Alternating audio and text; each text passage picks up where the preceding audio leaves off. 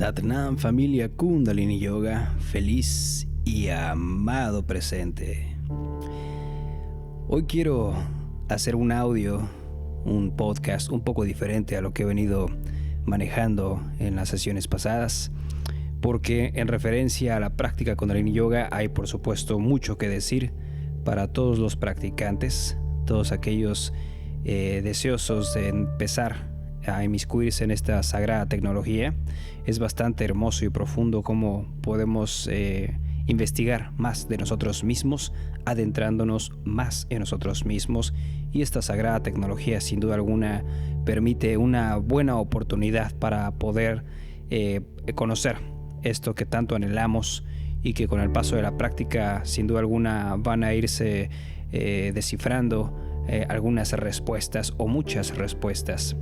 El audio de hoy quiero dedicarlo particularmente a todas aquellas personas, maestros, maestras recién graduados de Kundalini Yoga, y aunque puede aplicar este audio para cualquier persona egresada de cualquier tipo de yoga, hay algunas cosas peculiares que, son características de la tecnología Kundalini, por lo que, aunque el enfoque va a ser para Kundalini Yoga, insisto, podrá haber alguna resonancia con algún otro instructor o instructora que esté escuchando, que sea de otro campo de yoga.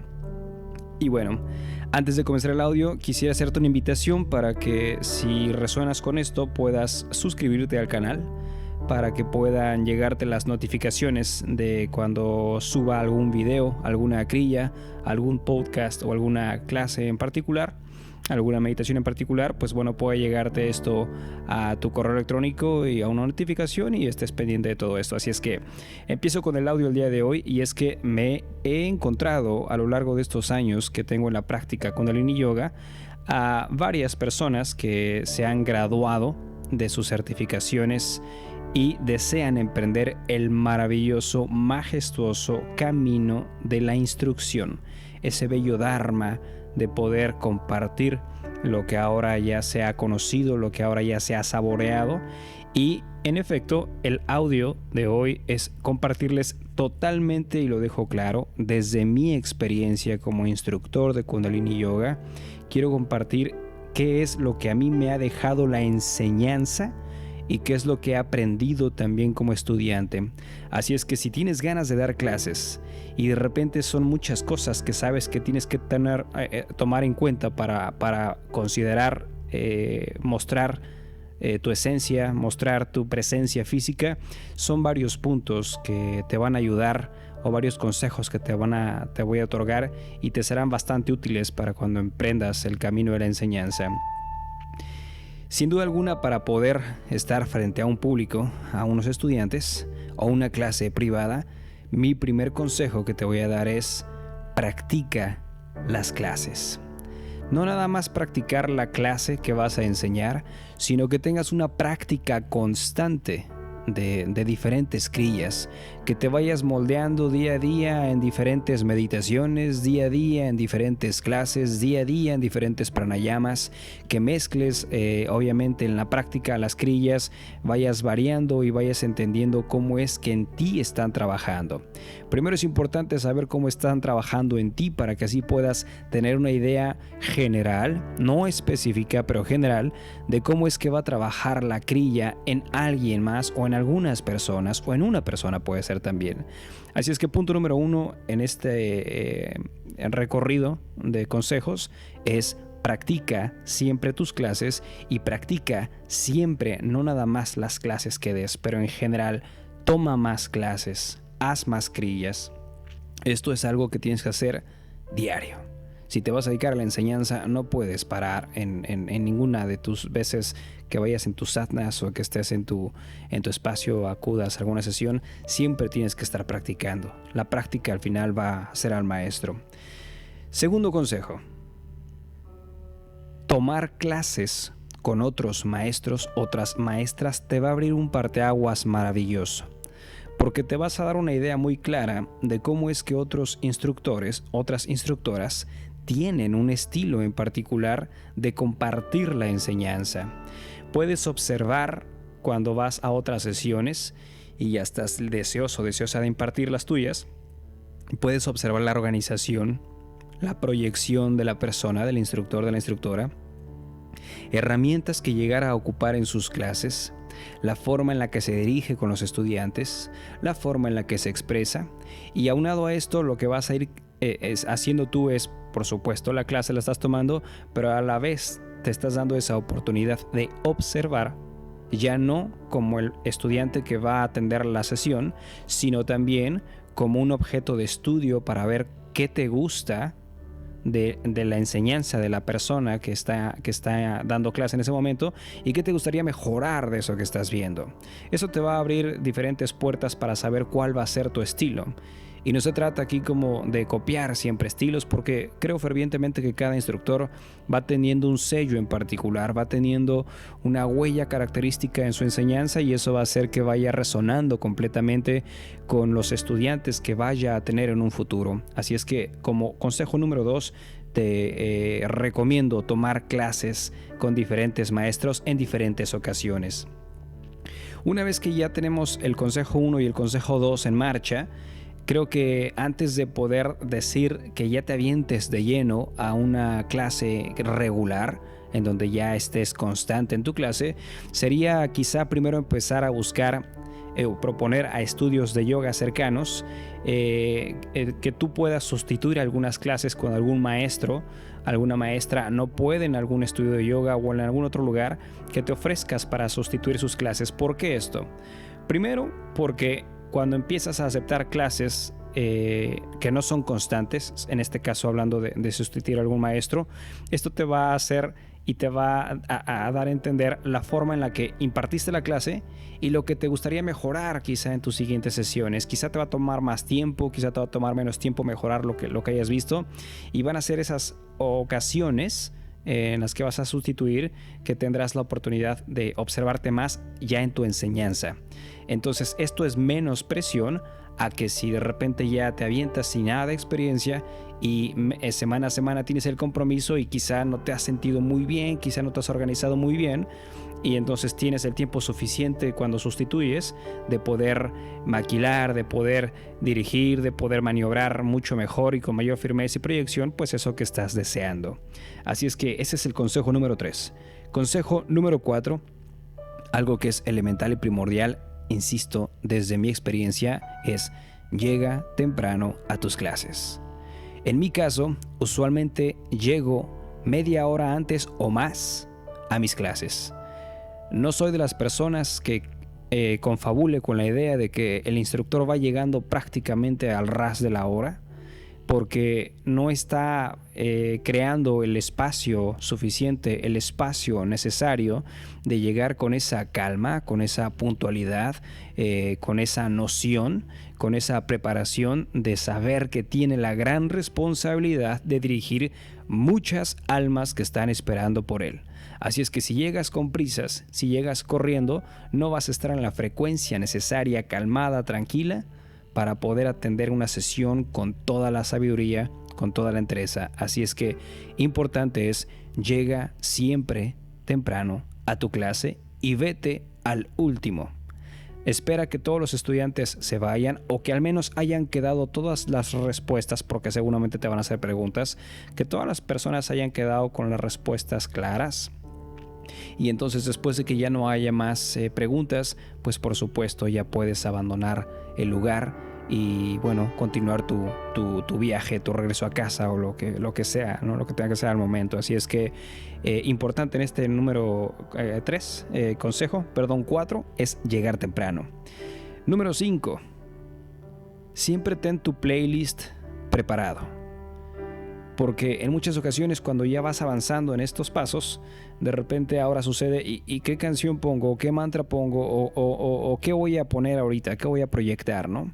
Entonces es interesante que tus primeras veces tengas un playlist preparado. Y este playlist que vas a tener preparado va a ir de acuerdo con la clase. Quizá, por ejemplo, sería bastante interesante que si hay una postura que estés enseñando y esa postura requiere movimiento físico, mucha actividad, pues no sería muy prudente quizá que pusieras algo muy tranquilo. sino que puedas meter algo más con ritmo, o caso opuesto, ¿no? Estás en una meditación después de una postura que requirió un trabajo interesante, pues bueno, en la relajación profunda o en el intercambio de posturas, poner algo suave, tranquilo, para ayudar al practicante en su introspección, en su meditación. Así es que es importante que veas la grilla que vas a enseñar, y es importante que prepares tu playlist con tiempo para que vaya de acuerdo a la enseñanza de la grilla con la música que estás poniendo de fondo. Así es que ese es el quinto consejo. El sexto, usualmente suele pasar, ¿no? Cuando vas a enseñar tus primeras veces, tienes el montonón de hojas ahí, o tienes los libros, o tienes las grillas, y tienes varias hojas o varios libros ahí de lo que vas a enseñar.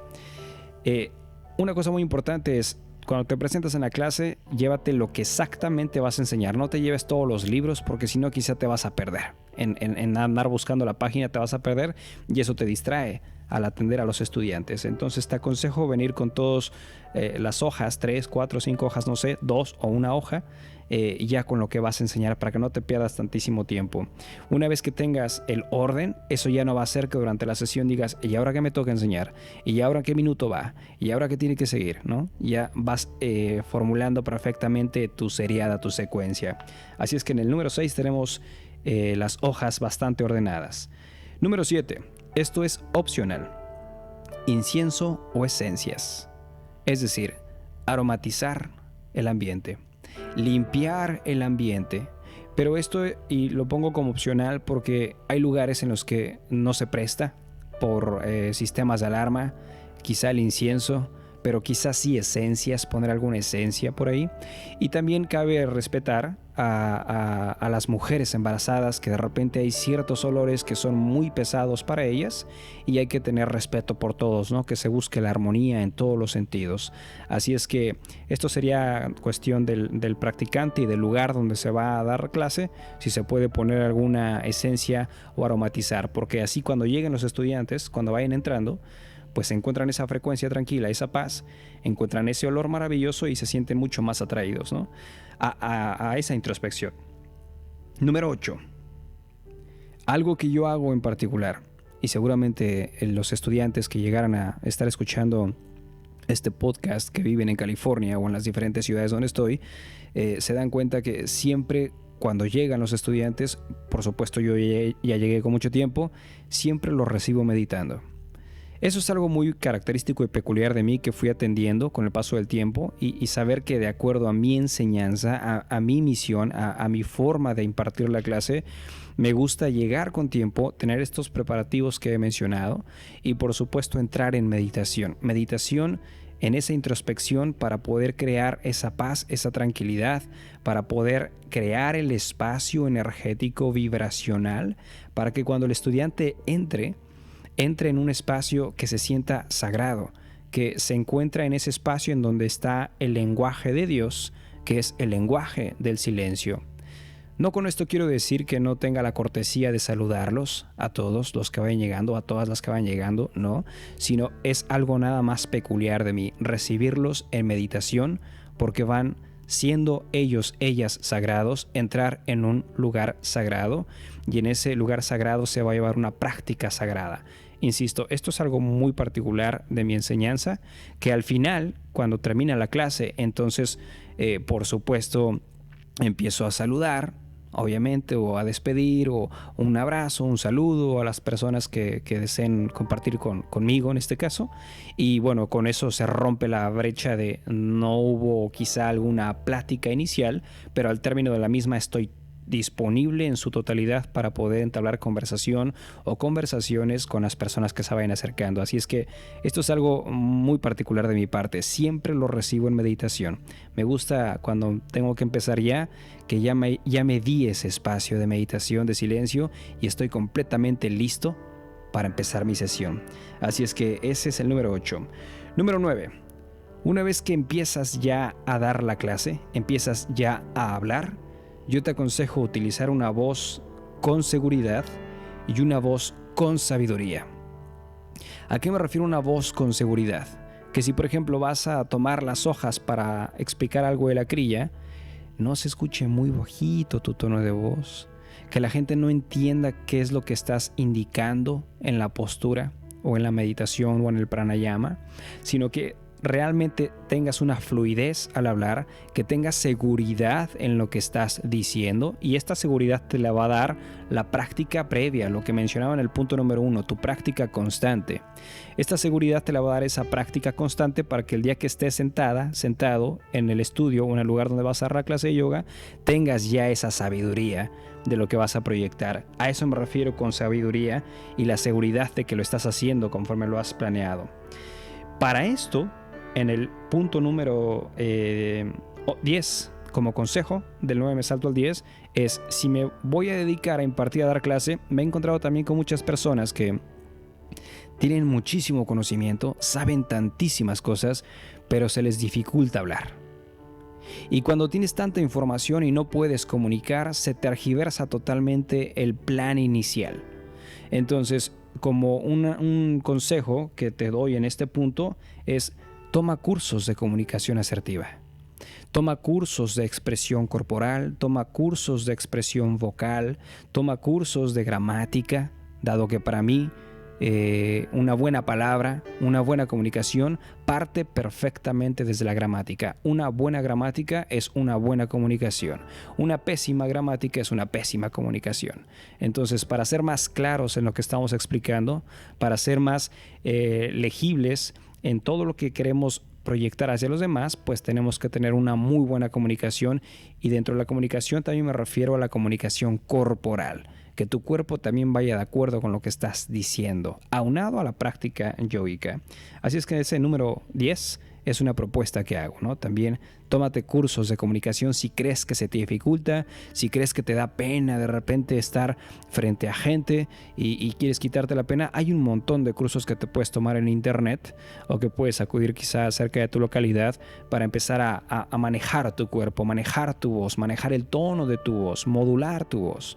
Así es que esto te va a ayudar a tener esa proyección, esa presencia total en una clase de yoga. Punto número 11 o consejo número 11 es: una vez que estás ahí, estar siempre pendiente de los estudiantes y no tanto en las hojas que trajiste cuando son tus primeras veces. Porque quizá ya después, conforme vas avanzando en la práctica y llevas ya algunos años, ya ni siquiera necesitas hojas, ¿no? Ya te las estás aprendiendo las crillas. Entonces, a veces algunas personas pierden mucho tiempo en las clases, en observar, las hojas, y están desatendiendo la actividad del estudiante, no están poniendo la atención o el enfoque a los estudiantes. Entonces, procura no pasar tanto tiempo en las hojas, sino más tiempo en la observación de los estudiantes. Esto es algo vital también. En el siguiente punto, número 12, es una obligación desde mi parte.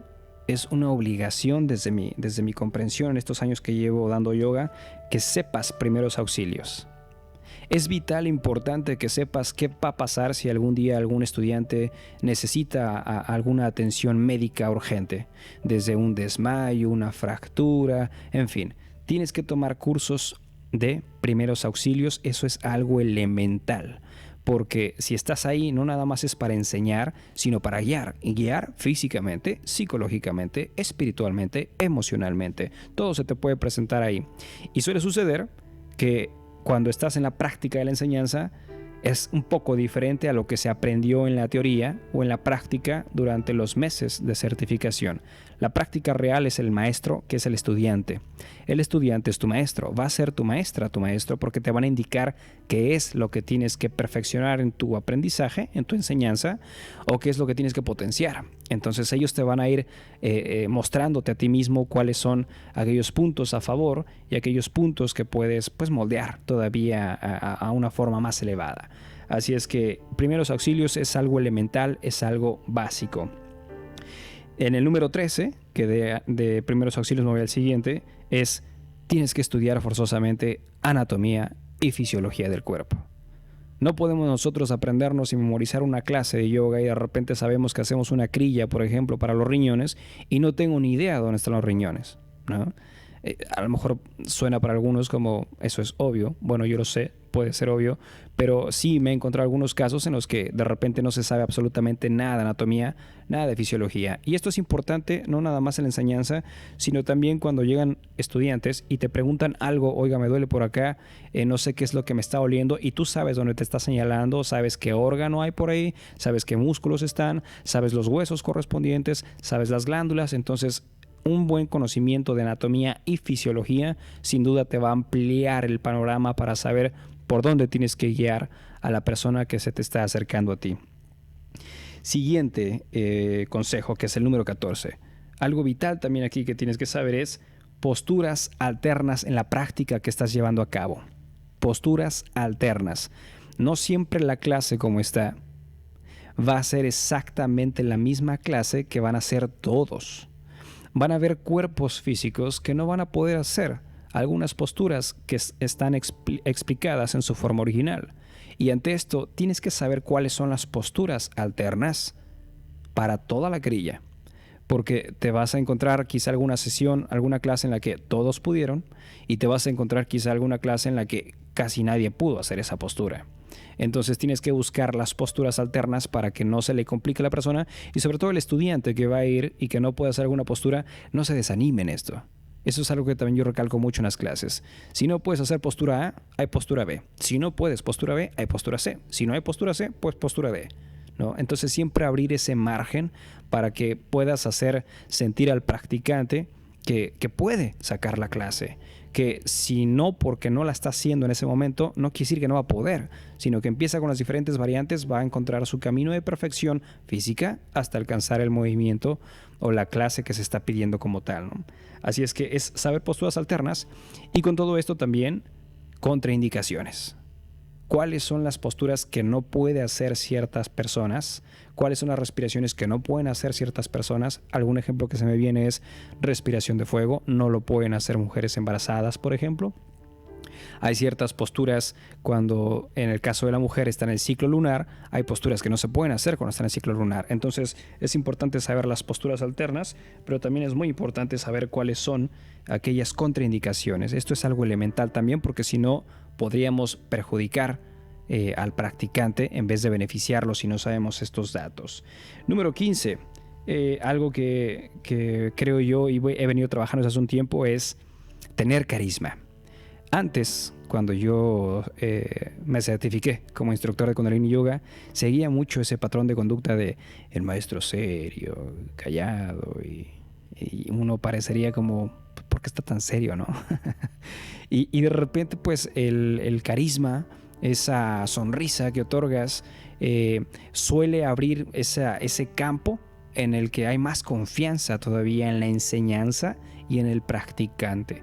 Un carisma siempre, no nada más en yoga, pero en general, una persona que suele ser alegre, pues genera esa atracción, ¿no? De querer compartir con ella o con él, de querer estar con él o con ella, y eso mismo pues abre esa brecha de confianza. Entonces el carisma es vital, importante, es un consejo que te doy, que no pierdas esa esencia, ¿no? Siempre abrirte, compartir, sonreír, apoyar, y que no sea siempre serio o seria la práctica. Entonces carisma es importante.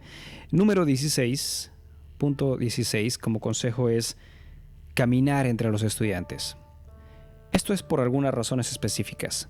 Cuando te das a la oportunidad de estar sentado, sentada y estás compartiendo la clase, de repente tu energía está obviamente ahí, sentada, está postrada en donde estás ubicado en la enseñanza, y cuando decides pararte y empezar a caminar por donde están los estudiantes, eso va a beneficiar también y realza la clase desde mi comprensión, porque tu presencia física, al sentir ellos o ellas, los practicantes, tu presencia física, van a como a enderezar más la postura, ¿no? O a ponerle más énfasis al pranayama o a la meditación, porque saben que estás ahí, porque saben que posiblemente los estás viendo, ¿no? Más cerca. Y eso hace entonces que cuando caminas entre ellos, observas con mayor detenimiento posturas, ellos sienten tu presencia, se motivan y te motivas tú también.